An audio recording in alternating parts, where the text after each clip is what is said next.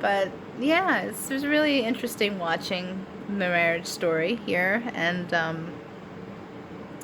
yeah, now that I've been divorced for a year and a half now, and separated for 2.5 years. Um, so it has been about 5 years since I was married, about 5.5 years when I first got married, and it's been about 5.5 or 6 years since I first met my husband. Yeah, and I just want to, I guess it's really fascinating to kind of go back on this journey emotionally and empathically with these characters. I can put myself in both the Scarlett's and Adam's position. Um, we didn't have a child, but we did have a cat. Just going through that.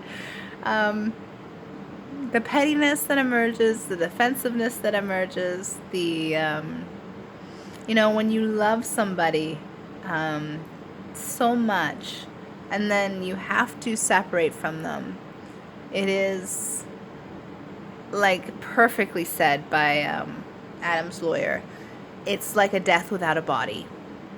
It is a massive funeral procession. It's grief and loss up the yin yang. So yeah, I really appreciate the story, and those are my reflections.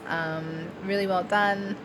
Um, Both incredible actors. Really glad I'm seeing them in this particular piece. I think it's really well done. I think it's also kind of cool that they're both playing actors slash directors, or actors aspiring to be directors, or directors that are very actorly, because I think it's kind of like a window into a bit of their authentic world as humans and what they must contend with socially as actors.